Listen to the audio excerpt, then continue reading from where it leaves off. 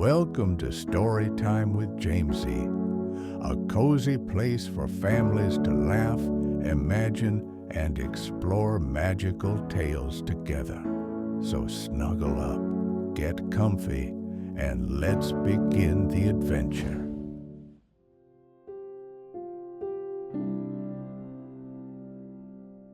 On a frigid January day, Aurora's parents decided to take her to the museum to see a special dinosaur exhibit. The car ride felt endless as she bounced in her seat, practically vibrating with excitement. The moment they arrived, Aurora sprinted through the grand doors, her mother calling after her, "Wait for us!" Aurora barely slowed down. Dinosaurs filled every room, but none were the ones she wanted. "Where's the T-Rex?" she asked breathlessly. "Keep looking, kiddo," her stepdad grinned, trailing behind. She dashed from room to room until she stopped short in the largest hall. Her heart sank. No towering skeleton, no massive jaws, just empty glass cases and scattered bones. A shaggy-haired museum worker noticed her confusion and sighed. "The T-Rex? Pulled from display. Someone stole its teeth." Stolen teeth? Aurora's mind reeled. As her parents read exhibit signs, Aurora heard something strange, a faint, sniffling sound. She tilted her head, straining to listen. Following the sound, she slipped behind a heavy curtain marked "Employees Only." There, towering and magnificent, stood the T-Rex, sobbing like a baby. Aurora's jaw dropped. A crying dinosaur? "What's wrong?" she asked, stepping forward cautiously. Between hiccups, the T-Rex moaned. "They took my teeth! Now I can't eat!" Aurora frowned. "But you're a fossil. You don't eat anymore." "That's not the point," the T-Rex wailed. "People come to see my teeth. Without them, I'm just a big bony chicken." Aurora squared her shoulders. "Don't worry, I'm on the case." The T-Rex sniffled. "Really? You'd do that for me?" "Of course," Aurora said, pulling a notebook from her pocket. "But first, I need all the details from the scene of the crime." The T-Rex collapsed with a thunderous thud, nearly knocking Aurora off her feet. "It happened after hours. I was taking a nap. Standing up all day is exhausting, you know. Then I woke up and heard a voice saying something about how much he could get for them. But I was still sleepy, so I dozed off again. Next thing I knew, my teeth were gone." Aurora scribbled furiously in her notebook. "Did you see the thief?" The T-Rex sniffled. "No, but when I woke up, the floor near me was muddy."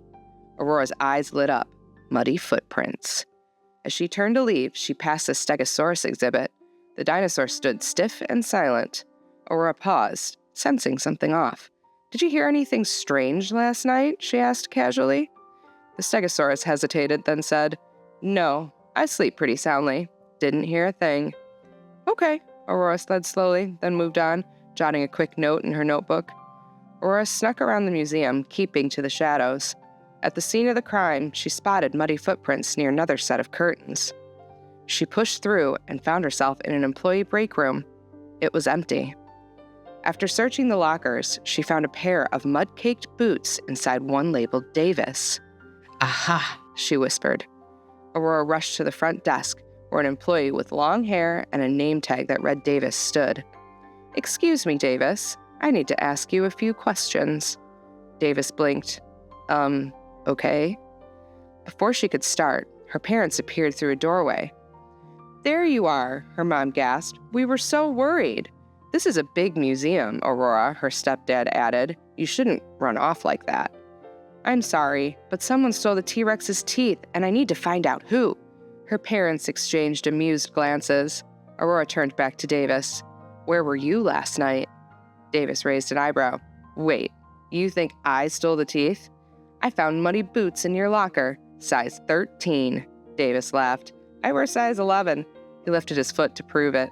"The only one here with feet that big is Maurice." Aurora frowned. "But the boots were in your locker." Davis shrugged. "Well, I didn't put them there." Aurora scratched her chin, a twist in the case. "Where can I find Maurice?" Maurice was outside, power washing the building. Aurora strode up confidently. "Where'd you hide the T-Rex's teeth?" she demanded. Maurice blinked, confused. "Huh?" Aurora repeated herself. Maurice chuckled. "I don't know what you're talking about. I cleaned the building. But I found your muddy boots in another locker. Oh, that was me, Maurice admitted. I was cleaning the ceiling above the T-Rex and stepped in some mud. I must have left them in the wrong spot. Aurora studied his face. He seemed honest. Did you see if the T-Rex had teeth last night? Didn't really look, Maurice said, but I did find a fragment of something. My boss said she'd take care of it. Maurice pulled up a picture on his phone. Aurora leaned in, then gasped. I know what that is. That's a broken tail spike. And she knew exactly who it belonged to. Aurora raced to the Stegosaurus exhibit. The Stegosaurus sighed when she arrived. I suppose you figured it out? Aurora crossed her arms. Why'd you do it? The Stegosaurus huffed. Everyone always talks about the T-Rex. Ooh, he's so scary, so powerful. But what about me?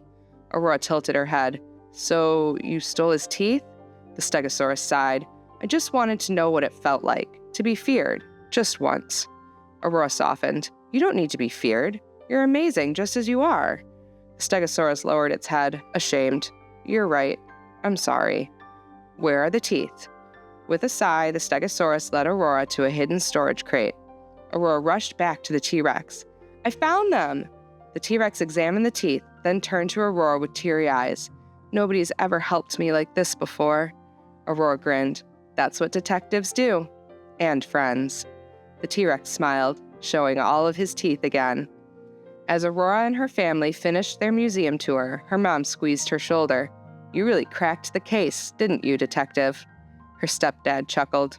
Next time, maybe keep us in the loop, partner. Aurora beamed. It was the best museum visit ever. Thanks for joining on this magical adventure. If you loved the story, give it a like and share it with someone who loves to dream. Don't forget to subscribe so you never miss a tale. See you next time.